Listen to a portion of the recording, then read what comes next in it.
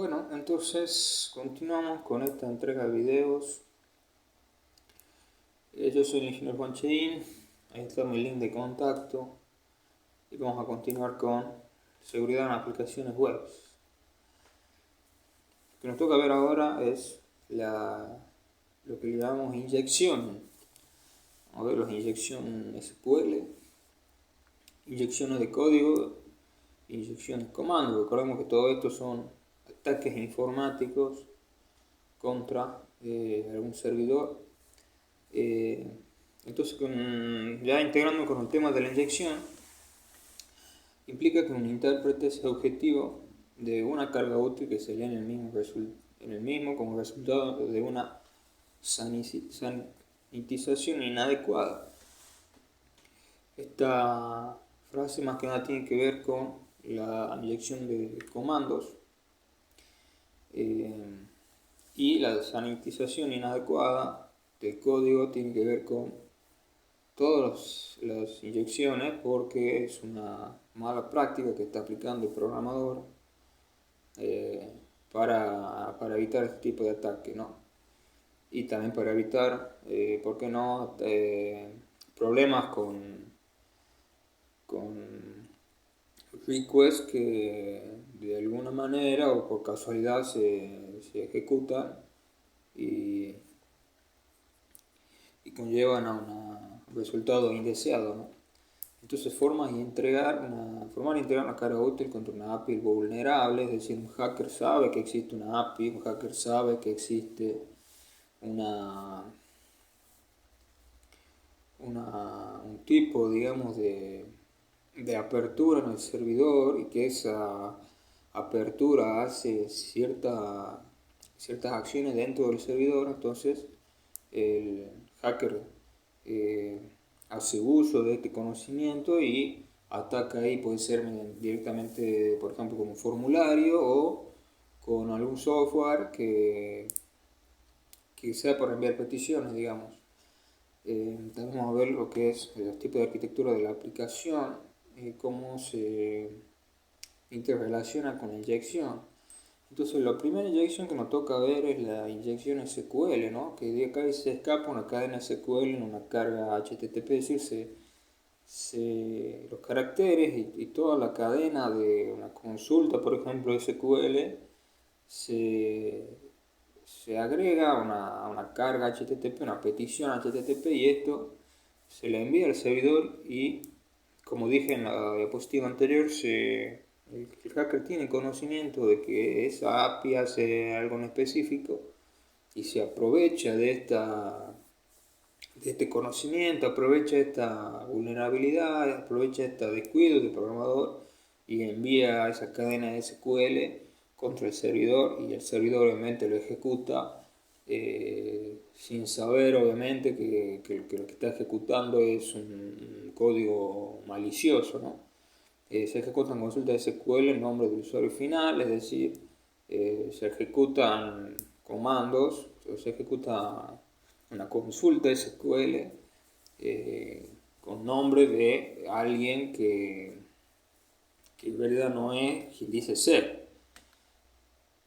Bueno, acá tenemos un gráfico más o menos de cómo serían los procesos o los pasos que sigue. Entonces un usuario envía, digamos, una carga útil, un payload, a un endpoint con una cadena de caracteres SQL y un código SQL. Entonces ese endpoint hace la consulta a la base de datos con el input ese del usuario que ha enviado, y el SQL simplemente interpreta esta cadena de caracteres y realiza la consulta, digamos. Y cambia por ejemplo, que es el usuario admin o el usuario Pepito, como se haya configurado, y el resultado se refleja en el usuario, y finalmente esta consulta se ejecuta en el servidor, y el servidor simplemente lo ejecuta dañándolo. En el caso que obviamente que sea un hacker, lo daña, o puede ser, por ejemplo, que estemos haciendo algún tipo digamos, de pruebas o o de testing en el servidor lo va a correr como un comando más. Entonces acá tenemos un ejemplo, acá tenemos un link, que se lo está dejando abajo, que es un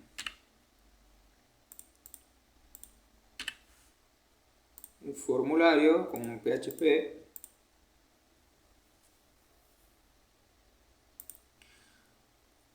Bien, aquí lo tenemos. Es digamos, un formulario, de los formularios que se hacían al principio, y es cuando uno recién está aprendiendo PHP con SQL, HTML, que está todo mezclado. Y vamos a ver que la consulta que se genera a partir de esta concatenación no se realiza ninguna desinfección. Aquí lo vemos en el ejemplo. Lo que vemos acá es que bueno, tenemos una etiqueta de apertura. Esto nos indica que esto es código PHP que tiene que ser, digamos, ejecutado, interpretado por el servidor. Entonces el servidor, digamos, recibe este método, lee, digamos, lo que es el request method. Si es distinto de post, entra acá y muestra lo que es el formulario. Tenemos conocimiento de que es un formulario porque acá tenemos las etiquetas form. Y después tenemos que si es un método post, entramos en este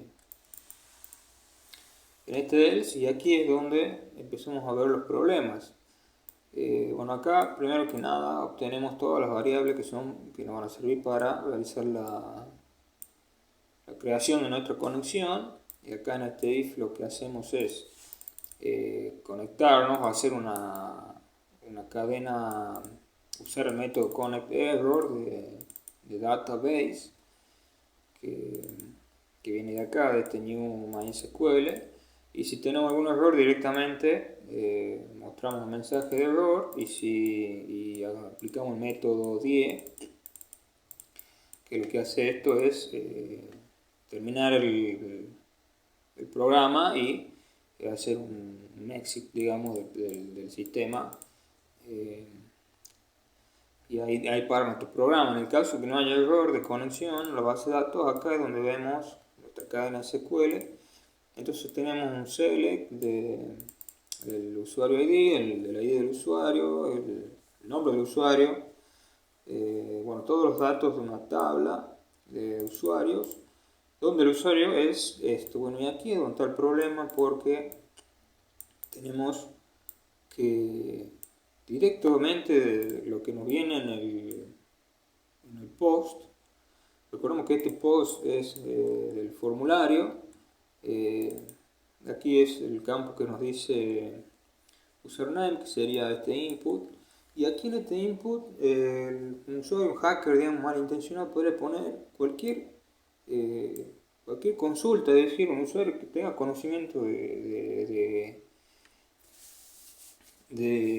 SQL, puede poner acá una cadena SQL, y esto se va a ejecutar. Y acá lo mismo pasa con esta parte del código, donde directamente se recibe y no se sanitiza el código, es decir, no se hace un paso previo para verificar que esto no tenga ningún tipo de infección o de algún tipo de delete, por ejemplo, algo.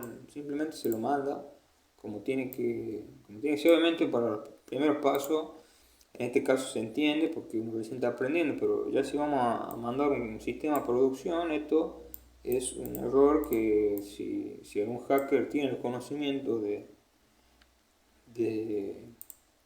SQL, como les decía, puede hacer mucho daño a nuestra base de datos. Y aquí lo que hacemos es ejecutar la consulta, mandamos los parámetros del database y el SQL, que es la consulta, digamos, SQL propiamente dicha. Y bueno, acá obviamente tenemos que obtener el resultado, que no hacemos nada con eso, pero aquí ejecutamos el código SQL.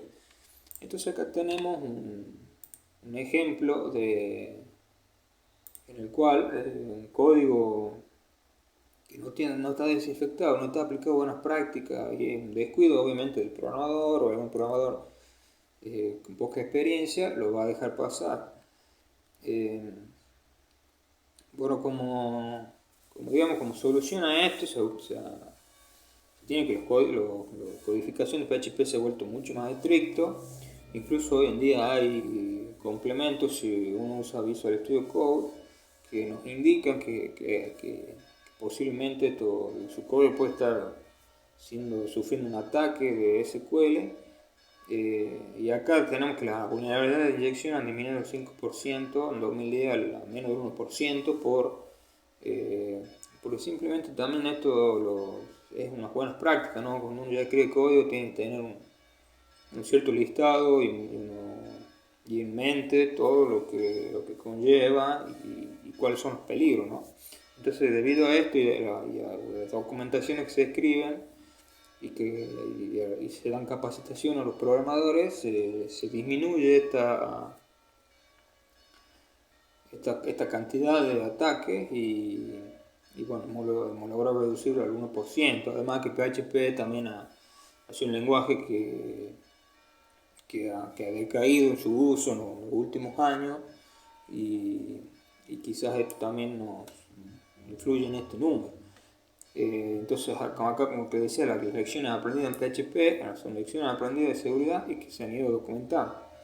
Y hoy en día es mucho más difícil encontrarla porque, como les decía, ya está documentado, hay herramientas que nos permiten ya directamente que nos indican que estamos cometiendo un error, o si ustedes usan alguna librería en especial, ya directamente esta librería en su código interno, en su cobre, ya está aplicada esta sanitización y no es necesario, digamos, simplemente uno le manda las cadenas y de esta manera la librería internamente lo sanitiza, ¿no? Bueno, acá tenemos otro ejemplo con Express.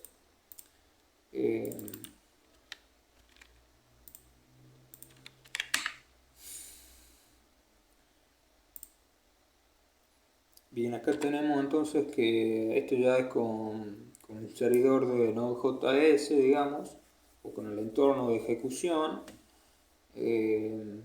y con el framework de Express. Entonces lo que hacemos acá es requerimos la librería de MySQL, acá creo que está mal escrito. Y tenemos acá creamos bueno, esta app está previamente creada más arriba, por ejemplo, pero si olvido esa parte, obviamente acá deberían aparecer 3 puntos tipo post, y acá si uno hace un post, por ejemplo, con Postman o con alguna herramienta que permita hacer este tipo de peticiones a la ruta esta, y acá lo que tenemos es creamos una constante de usuario ID y aquí notemos que esto es importante, que de los parámetros directamente obtenemos el user ID, ¿no? Entonces lo asignamos a user ID, creamos la cadena de conexión y acá es donde concatenamos nuestro user ID. Acá de nuevo un usuario hacker, un usuario malintencionado podría intentar o podría ingresar a esta cadena, este user ID, que es lo que viene de parte del cliente justamente o de parte del hacker, que el hacker puede ejecutar cualquier consulta de SQL acá, puede ser un delete, puede ser un update, y esto lo estamos mandando directamente al user ID, lo cual nos puede hacer mucho daño a nuestra base de datos. Y acá simplemente retornamos con un JSON con el resultado. Bueno, eso como segundo ejemplo. Y ahora el otro tipo de inyección que vamos a ver es la inyección de código, ¿no? Que es menos común que la inyección SQL, debido a que se debe que sea menos común que las aplicaciones complejas casi todas utilizan base de datos, digamos, o sea que es mucho más fácil encontrar inyecciones SQL en las aplicaciones web modernas. Por eso que inyecciones SQL son más fáciles de investigar, además hay mucha más documentación y demás. Entonces, y además las inyecciones de código, es decir, la inyección que uno puede tener en el código de una aplicación son específicas de cada aplicación, ¿no? Eh, Uno puede tener, no sé, puede tener quizás no el no conocimiento de cómo está escrito, cuál es la lógica, en qué lenguaje, ¿me entiendes? No siempre tenemos ese dato, en cambio en una base de datos casi todas las aplicaciones web la tienen, ¿me entiendes? Entonces la inyección de código es específica de la aplicación y no todas las aplicaciones utilizan las CLI que se pueden controlar a través del punto final. Entonces en la inyección de código un usuario envía un request HTTP, estos pasos, este algoritmo que tenemos acá es parecido al que vimos, se sigue la misma metodología. La aplicación ejecuta el comando es interpretado por la cadena del comando y se ejecuta, y el CLI, digamos, realiza la operación voluntaria, digamos, y en el peor de los casos el comando se ejecuta y permite que nada, que sea un código así crudo y se ejecute y extraiga nuestra base de datos, y en el mejor de los casos eh, no se ejecuta y no pasa nada, digamos. Entonces, tenemos acá un ejemplo que es un servidor de compresión de imágenes. Comprime una imagen o un video de PNG a JPG. De la URL es de megaban.com, que es un ejemplo de nuevo. Vamos a ver el ejemplo. Tenemos que importar una librería, la librería ImagenMin, que obviamente es una librería ficticia, no sé si existirá, y es una imagen min con JPG tran y FS, que es para manipular archivos. Acá el problema, nuevamente, es que estamos enviando acá un request.bode.net que lo enviamos directamente desde lo que envía digamos, el usuario, ¿no? Entonces el usuario ingresa el nombre, por ejemplo, de imagen 1, y acá nosotros podemos poner cualquier cosa, y si ponemos imagen 1 y de nuevo imagen 1, entonces vamos a estar actualizando y pisando las viejas nombres de las imágenes. Entonces no se hace una sanitización del código, y ahí es donde vienen los problemas, digamos, en nuestro servidor, en este ejemplo de compresión de imagen, ¿no? Acá dice ningún parámetro del usuario para determinar la compresión, hay una excepción del nombre del archivo y el usuario puede sugerir las imágenes existentes. Y después tenemos un tercer tipo de inyecciones, que un usuario malintencionado agrega comandos personalizados que se modifican el funcionamiento normal del Electron Lab y acceso al sistema operativo. Yo creo que yo le daría el más peligroso de todo, digamos, porque si vemos acá el gráfico nos dice que envía un request HTTP y acá dice que se ejecuta como un comando bash en el servidor, añadiendo un custom bash, digamos, un comando personalizado, digamos, el intérprete ejecuta esto y el sistema es completamente comprometido. Es decir, acá podemos tener cualquier tipo de cosas, nos pueden directamente eliminar por completo el servidor con una simple request HTTP, y nosotros si no tenemos la medida nos pueden directamente voltear. O sea, esto si uno tiene el acceso ya al servidor del comando, puede cambiar a usuario, puede eliminar datos, puede recuperar contraseñas, puede cambiar contraseña haciendo una denegación de servicio, puede no sé, obtener información sin que nosotros lo sepamos. Puede ser cualquier cosa, digamos, es un ataque muy, digamos, peligroso, el más peligroso de todo, creo yo, porque el SQL solo ejecuta una base de datos y se rompe la base de datos, pero nuestro servidor seguía normal, y todos los otros sistemas que uno puede tener corriendo, porque uno puede tener más de un sistema en un servidor, no se va a comprometer, digamos, pero acá es como que podemos eliminar la base de datos, podemos borrar archivos, podemos obtener archivos, podemos enviar esos archivos a otro servidor, podemos cambiar contraseña, podemos hacer cualquier cosa. Entonces hay una gran cantidad de ataques potenciales. Acá lo que decía es robar datos, reescribir archivos, podemos agregar usuarios a la base de datos, creando unos usuarios ficticios nuestros, podemos eliminar archivos.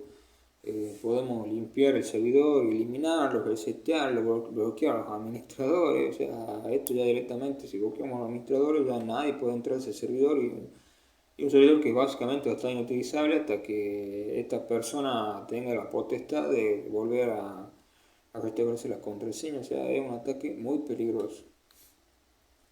¿Cuáles son las mitigaciones? Tener un sistema de permisos sólido, es decir, seguir las buenas prácticas de los permisos, crear contraseñas, siempre pedir contraseña cuando se acceda a usuarios root, tener nombres de usuario distintos al root, tener, digamos, instalado todos los software y los paquetes que nos permitan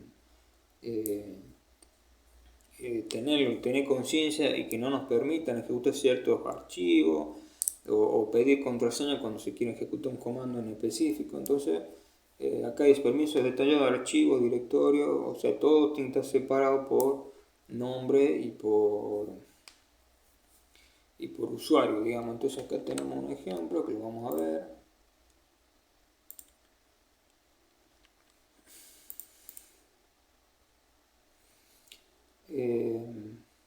Bueno, acá tenemos un chip process, que esto es para ejecutar los comandos, un fs para manipular los archivos y un safe convert. Entonces subimos el video y acá podemos, de nuevo estamos ejecutando directamente lo que nos manda en el cuerpo, la petición, el usuario, digamos, lo que nos manda el usuario es este request, y dentro del request tenemos el body y name. El name es lo que tenemos en algún formulario en frontend, y estamos ejecutando directamente lo que nos envía del cliente, lo estamos ejecutando acá, no tenemos ninguna validación ni nada, digamos. Entonces hay un problema ahí. La línea de comandos tenemos, por ejemplo, el name se basa en la entrada del usuario sin desinfectar. Entonces el nombre no está parametrizado y podría estar presente comandos adicionales. O sea, podremos hacer esto, por ejemplo, main, mi video.4 y rm-rf video. Esto lo que nos hace es un comando directamente de Windows que nos permite borrar una carpeta, digamos, toda la carpeta de videos convertidos. Se nos estaría borrando si nosotros tomamos así derecho, como viene de la petición, este name, digamos. O sea, es algo que directamente estamos poniendo vulnerable a nuestro servidor en un 100%. Vamos a borrar todos nuestros videos convertidos, tanto del usuario que está actualmente como el de los otros, y que vaya a saber qué otra subcarpeta puede estar ahí adentro, ¿no? Bueno, como conclusión, entonces, un tipo de vulnerabilidad que surge cuando se confía demasiado en las entradas del usuario, es decir, cuando no se sanitiza y se manda directo lo que envía del formulario del cliente, se envía directo a los parámetros de lo que se ejecuta en el servidor. Entonces los ataques de inyección requieren cierta comprensión a la función de una aplicación. Y los objetivos de estos ataques son robo de datos, apropiación de cuentas, aumento de permisos, o simplemente causar un caos general, como digo, sobre todo en el caso de inyección de comando, que uno puede directamente borrar el servidor completo, resetearlo, incluso hasta capaz puede tener acceso a las cuentas y no sé, y hacer una transferencia, robar tokens, puede hacer cualquier cosa. O sea que hay que tener bien en claro cómo sanitizar, cómo armar bien los permisos, hay que tener en cuenta cómo armar los formularios PHP, hay que tener en cuenta que siempre se aconseja usar framework, hay que leer la documentación, y de esta manera vamos a evitar que nos roben datos y tener un servidor bien sólido y un sistema de permisos sólido para evitar todo tipo de inyecciones, ¿no? Así que bueno, hasta acá este video, espero que lo hayan disfrutado, suscríbanse y nos vemos en la próxima.